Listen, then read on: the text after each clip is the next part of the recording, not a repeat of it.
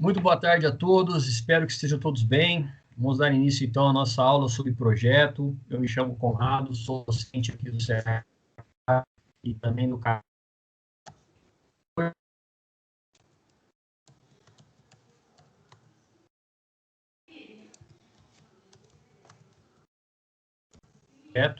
Hoje eu vou especificar para vocês a diferença tanto da proposta número 1 da UC13, como da proposta número 2 da UC13, tudo bem?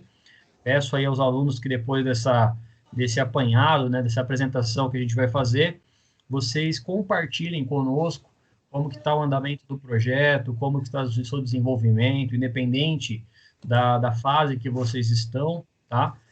Até mesmo para a gente fazer alguns ajustes aí de conduta, porque é para isso que serve a orientação. Esse documento que vocês estão visualizando aqui, ele é um documento, né, que ele vai apresentar algumas noções, né, a gente chama de plano de orientação da oferta, e ele vai apresentar algumas noções relacionadas ao desenvolvimento do curso do técnico de segurança. Então, sem mais delongas, eu vou lá para o C13, né, vocês vão ver que é o nosso projeto integrador, né, que ele tem aqui a nossa carga horária de 60 horas para serem trabalhadas. Quando a gente fala sobre projeto integrador, né, ele deve ser, então, desenvolvido ao longo do curso, justamente para que a gente faça alguns apontamentos e ajustes de condutas, aí, uma correção de rota também, durante o desenvolvimento do projeto, do curso e do projeto.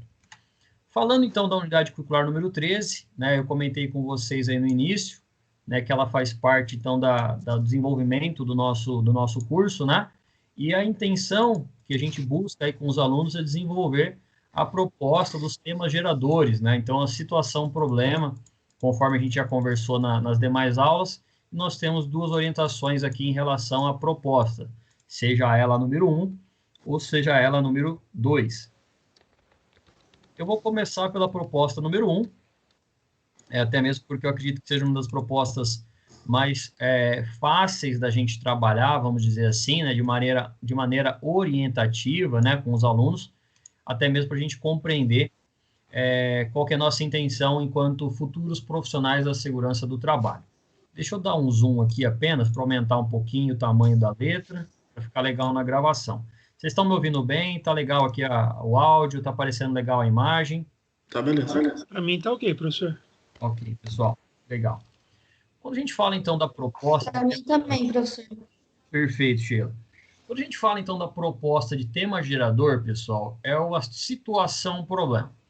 Quando você sai de casa, por exemplo, com o seu carro, sua moto, né, com qualquer equipamento ali de transporte, vamos falar assim, você pode, em algum momento, apresentar ali uma luzinha no painel indicando que existe uma falta de combustível, ou que o pneu está descalibrado, ou provavelmente que está na hora de fazer manutenção no carro. Isso é uma situação-problema, tá? Essa luz vai ficar ali acesa, vai te avisar, vai dar uma orientação. Compete ao condutor, ao proprietário do veículo, encontrar uma solução. No caso da gente, enquanto futuros profissionais da segurança, nós temos uma situação-problema. Qual que é a situação-problema? É trabalharmos com a prevenção de doença ocupacional e acidentes de trabalho. Pessoal, guardem muito essa palavra prevenção. Isso aqui a gente vai usar constantemente na nossa vida profissional. O mercado de trabalho, ele solicita profissionais preventivos, prevencionistas, tá? O mercado de trabalho está cheio de pessoas, de profissionais, de técnicos de segurança, ou até mesmo de outras áreas, reativos, tá? O que é isso, pessoal? É o pessoal que espera, né, o acidente acontecer para tomar uma ação, né? Então, quando eu falo de prevenção, é um assunto extremamente importante, extremamente amplo, até mesmo porque a prevenção é o que nos dá base, né, para ter um trabalho mais bem elaborado, mais bem desenvolvido, tá?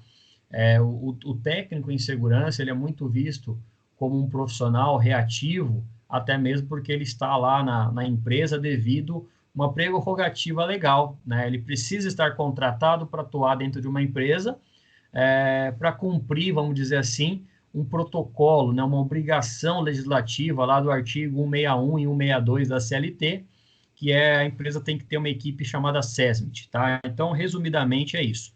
A NR4, a norma regulamentar número 4, fala que é necessário ter um técnico em segurança na empresa. Só que esse técnico, né, ele precisa, além de ocupar um cargo, né, ele tem que se ocupar com aquele cargo. Ele precisa trabalhar insistentemente, de maneira contínua, em prevenção, né? Então, eu vou fazer aqui uma citação novamente: prevenção de doenças ocupacionais e de acidentes de trabalho. Pessoal, esse é um tema que a gente vem trabalhando em todas as unidades curriculares do curso, né? Desde o início do curso ali foi falado para vocês, olha, a atuação do técnico de segurança é prevenção de acidentes, né? E a gente acaba deixando a questão da doença ocupacional um pouco de lado, um pouco esquecido. Então, quando a gente fala de prevenção de acidentes de trabalho, é a atuação principal, primária, né, prevencionista do técnico em segurança. Entretanto, ele também é um profissional que atua na prevenção de doenças, né? Atuando, então, na prevenção e mitigação. Pessoal, essa palavra mitigação, ela é muito usada, né, na higiene ocupacional, assim como mitigação, atenuação, eliminação, neutralização, todas têm o mesmo significado, né? A língua portuguesa, ela é muito vasta, ela é muito rica, e ela dá bastante sinônimos do mesmo tema, tá? Mas mitigação é a mesma coisa que diminuição, eliminação, neutralização, né? Você está pegando o risco ocupacional e tentando diminuir. E fazendo com que o trabalhador conviva com o risco, né? A gente convive naturalmente com o risco no dia a dia. Desde que você sai ali da sua cama, coloca os pés para fora da cama, você já tem um risco de acidente. Ou também de um acidente de trabalho, né? Como é o caso da nossa prevenção, da nossa situação problema. E o desenvolvimento, né, que a gente tem aqui a orientar, né? Então, o aluno ele é orientado pelo docente a escolher uma empresa real, tá? Então, a gente vai escolher uma empresa no qual vocês já procuraram, já começaram a trabalhar, e realizar uma coleta de dados. Pessoal, isso aqui é fantástico, né? Eu até deixo aqui de lado, aqui na minha cabeceira, vamos falar assim, uma prancheta, tá? Tá aparecendo para vocês aqui na imagem, né? Todo técnico de segurança vai ter isso aqui como instrumento de trabalho. Essa prancheta, né, quando a gente mostra aqui, né, não sei se está aparecendo a imagem para vocês, tá? Essa prancheta, pessoal, o que ela vai ser? Ela vai ser basicamente o nosso norteador de pesquisa, tá? É na prancheta que eu vou fazer anotações com lápis, com caneta, com canetinha, eu vou fazer ali rasuras, rabiscos, né? É nesse momento que eu vou identificar, vamos dizer assim, a situação, problema da empresa. E depois, né, na minha sala lá, ou no meu ambiente de trabalho, eu vou procurar desenvolver uma pesquisa, né, baseado, né, nas nossas fontes de informação, que pode ser tanto a empresa, como pode ser o trabalhador, como pode ser o que a gente visualizou, tá bem? A importância é realizar uma coleta de dados boa, né, uma coleta de dados eficiente. A coleta de dados, pessoal, eu gosto de dar esse exemplo, que é a mesma coisa de ir num supermercado sem lista, né? Você vai no mercado ali, você começa a ver o que tem para você comprar, quando você vai ver, a compra que deveria ficar R$200 fica 800, porque você não fez uma lista de compra, né, de prioridades que precisava comprar. Apenas fazendo uma pontuação em relação à coleta de dados, eu estou tentando ser um pouquinho mais saudosista, vamos falar assim, mas essa coleta de dados pode ser feita também através de celular, né? Eu tenho aqui alguns aplicativos, por exemplo, que eu vou fazendo anotações. Entretanto, né, a gente sabe que o celular, o uso do celular em alguns ambientes de trabalho pode se tornar um risco, né, um risco de acidente. Ou ainda, eu posso usar uma câmera filmadora, né, que também está aqui do meu lado, né, não sei se está aparecendo para vocês, é a bolsa da minha máquina digital, que eu uso para coletar essas informações com autorização prévia da empresa.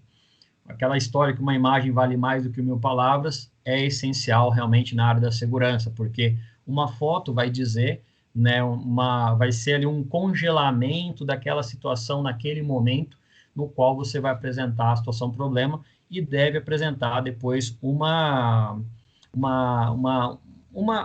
solução, tá bem? Então, a gente fala sobre a situação que pode gerar, né, que vai ser ali ocasionadora, né, de uma doença ocupacional ou um acidente de trabalho. Essa situação, problema, pessoal, ela também vai ser chamada aí de nexo causal, tá? Uma situação onde tem nexo causal, ou nexo de causa, ou ainda de concausalidade, são situações no qual o acidente de trabalho ocorreu devido a aquele trabalho, tá bem? Então, a gente vê lá na CLT, em algumas leis específicas, né, na Lei 8.213, que fala sobre acidente de trabalho, na lei que fala, na portaria 3.214, que fala sobre acidentes de trabalho de uma forma geral. E aí compete ao aluno elaborar um relatório, tá bem? Por isso que essa palavra aí a gente vai utilizar muitas vezes, né? Como relatório, que é a situação, o fechamento dessa situação problema.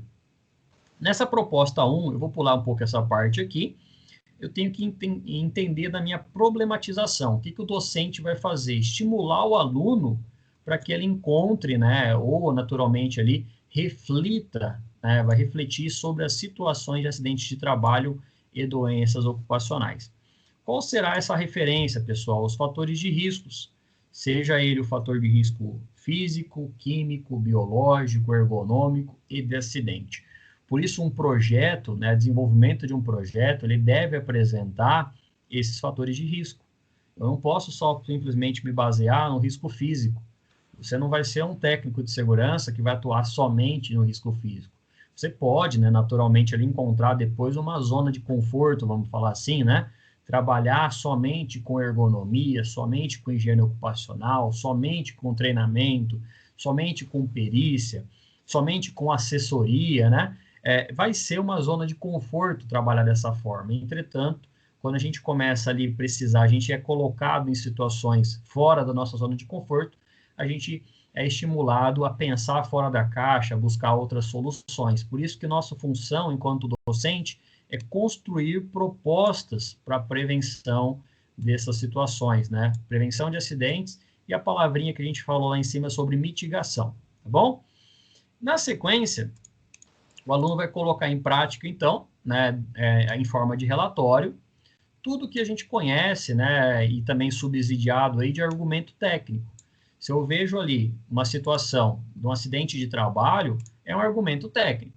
Vocês concordam comigo que o trabalhador, quando sofre um acidente, é uma argumentação. Se ele é dentro do trabalho, existe um anexo, tá? Existe a lei que fala, né? A lei que fala sobre o acidente de trabalho é um argumento técnico. Entretanto, nós temos também os aspectos legais, pessoal. Quando a gente entra nesse aspecto legal aqui, a gente poderia ter uma aula aí de 60 horas falando de aspectos legais e normativos, né? Que é o que a gente nos conhece, né? O que a gente conhece sobre a justiça do trabalho, ou a legislação trabalhista. Nós temos, né, debaixo da nossa competência enquanto profissional, enquanto atuante na segurança do trabalho, trabalhar com a legislação, tá? Trabalhar com aspectos e argumentos legais e normativos. Eu gosto muito de conversar com alunos, né, que estão aí debruçados nas normas regulamentadoras, porque eles guardam, né, por exemplo, o item 15, o item 7.5.1 da norma NR7. Cabe à empresa fornecer equipamento de primeiros socorros e manter a equipe treinada, habilitada para esse tipo de situação. Poxa, a pessoa memorizou a norma regulamentadora, tá? Isso acontece principalmente no começo do curso, no qual o aluno é estimulado, né, a leitura e também a reflexão. Porém, né, existe um aspecto positivo, que é o aluno conhecer do assunto, né, que ele está ali, vamos falar assim, né, picado pelo bichinho da segurança do trabalho. Entretanto, o nosso papel também informar o aluno que ele tem que refletir sobre a lei, tá? Os advogados, os juristas, né, os magistrados, eles avaliam a lei, mas eles também interpretam a lei. O que é isso? A lei, quando ela está escrita de maneira fria, né, ela precisa ser interpretada. Por isso que no Brasil existe aí várias fases processuais, existem aí várias formas, né, de contra-argumentação, né?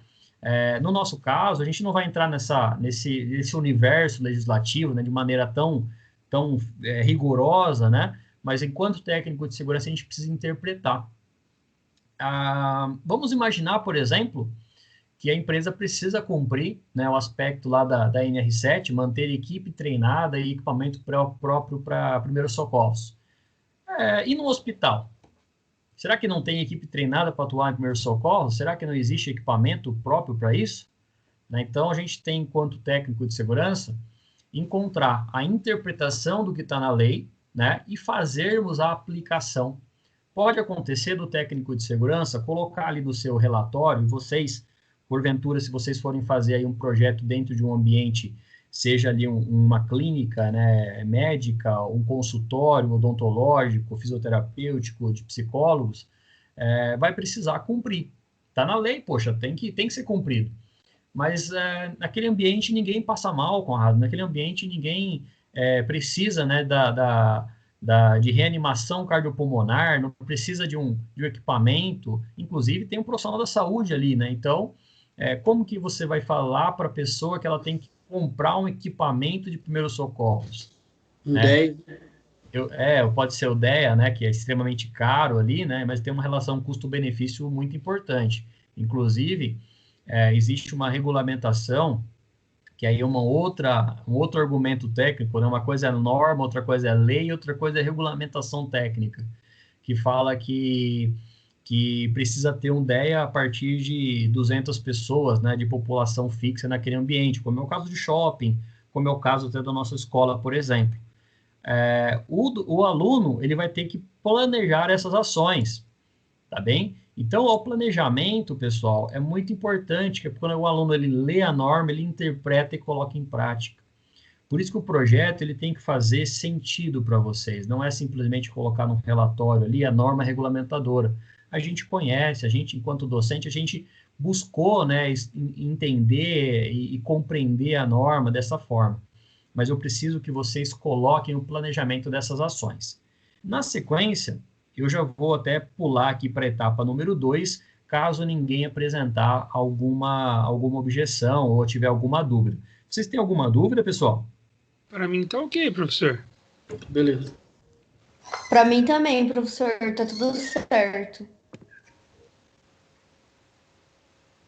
Excelente, pessoal. Então, quando a gente fala então da proposta número 2, né, eu vou explicar aqui para vocês que ela é uma forma de gerar, né, de fazer uma gestão de saúde e segurança no trabalho, baseado no desempenho das empresas. O que é isso, pessoal? É uma das formas da empresa encontrar, né, e enxergar a segurança do trabalho não como um custo, porém, sim como um investimento. Então, neste momento, o técnico de segurança tem que buscar ali os seus parceiros, os gestores especificamente da empresa, para que eles mudem a visão, né, de enxergar a gestão de saúde e segurança de trabalho como um custo. Por quê? Se eu tenho que contratar uma mão de obra, um técnico de segurança, o piso salarial dele, né, é interessante a gente falar isso, o piso salarial hoje no estado de São Paulo ele gira em torno de R$ 3.300, tá bom? Pessoal, muita graduação não paga isso como piso, tá? Infelizmente, a gente vê aí muito profissional liberal que sai da graduação e vai trabalhar com um custo, vamos falar assim, né, com um salário menor do que o piso salarial, tá? Isso é uma realidade, tá? Não tem problema eu falar isso para vocês.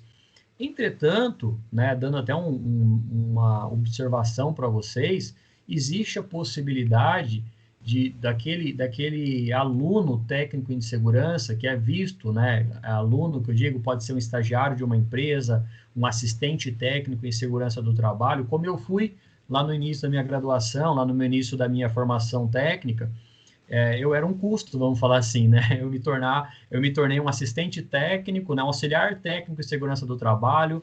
Depois, no primeiro para o segundo ano do curso técnico, eu tornei auxiliar. E aí depois, auxiliar, me tornei assistente para depois tornar técnico. E aí você tenta se tornar um investimento. O que é isso, pessoal? O investimento, você bate o olho, vamos falar assim, no profissional e vê que ele vai evoluir, né, na área, buscando uma mudança de visão, uma mudança principalmente da cultura de segurança do trabalho.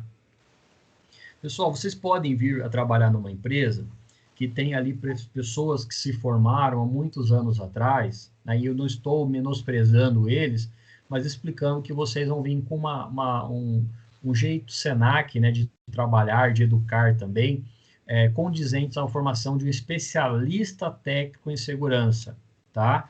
Vocês vão dominar ali da área com foco prevencionista e também de educação. Por isso que a gente trabalha aí com vocês em unidades específicas, a unidade curricular número 10, a unidade curricular número 11, que a gente trabalha treinamento e qualificação desses alunos, para que depois eles consigam, né, envolver as competências, tá bem? Com mudanças de processos, né, ou com atualização de processos de gestão na organização. Trazer uma visão mais ampla, né, naturalmente, aí, do que é a segurança do trabalho, até mesmo para que ela se torne uma gestão, né? Então, a gente teve aí na unidade curricular número 12 também, trabalhando um pouquinho de gestão com vocês. O tema gerador desse número 2 aí, era basicamente, né, proporcionar um objetivo de fazer com que o aluno reflita sobre a parte de gestão de saúde e segurança, tá bom? Buscando a sustentabilidade das organizações. Quando a gente fala sobre sustentabilidade, pessoal, esse é um conceito amplo, vocês devem ter visto isso com a professora Valéria, não vai entrar muito no mérito, mas sustentabilidade é aquilo que se sustenta, tá? Então, a empresa já existe, porém, ela tem ali que encontrar meios de sustentação, tá? Para que ela não torne ali a gerar prejuízo, tá bem? E, de certa forma, né, existe até um cunho bem ligado à parte ambiental. E também existe a questão da prosperidade, ou seja, quando a gente fala sobre prosperar, é a visão futura da empresa em relação ao alcance que ela pode tornar baseado numa gestão de saúde e segurança. Neste caso, qual que é o nosso papel enquanto docente? Realizar, né, orientar os alunos a procurar uma empresa real, igual na proposta número 1, coletar os dados daquela empresa, realizar pesquisas, que é esse o nosso propósito. O propósito do técnico de segurança hoje é ir a campo, é sair de dentro de uma salinha no qual ele fica fazendo simplesmente trabalho administrativo, abertura de CAT, desenvolvendo PPRA, elaborando o PCMSO.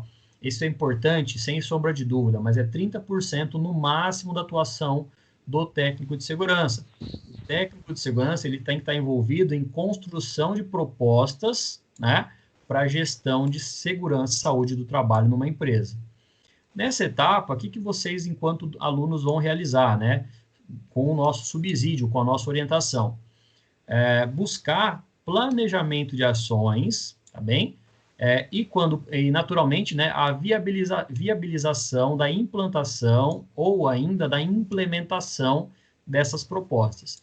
Pessoal, essas palavrinhas, elas têm uma sonora, né, semelhança. Implantação, basicamente, pessoal, é você colocar ali, plantar uma semente, né? Até vem para esse nome, né, de implantação. Porém, existe a questão da implementação, que é colocar em prática, tá bem? Então, uma coisa é você propor a ideia, outra coisa é colocar em prática. Pode ser que durante o projeto a gente não consiga colocar em prática uma série de coisas, né? Uma série de situações. Eu avaliei uma empresa lá e consegui levantar na proposta de gestão que a empresa ela era falha, né? Ela estava falhando em treinamento com os seus funcionários.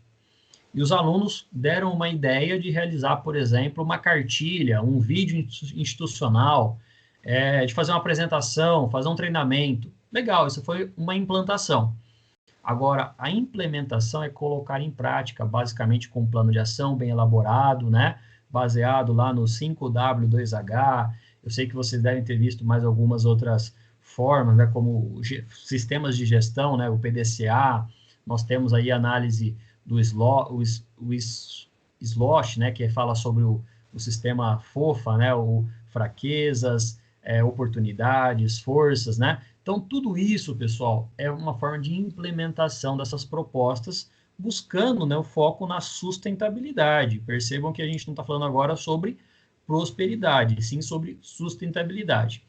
Por fim, né, o aluno vai avaliar se as ações propostas tiveram o resultado obtido.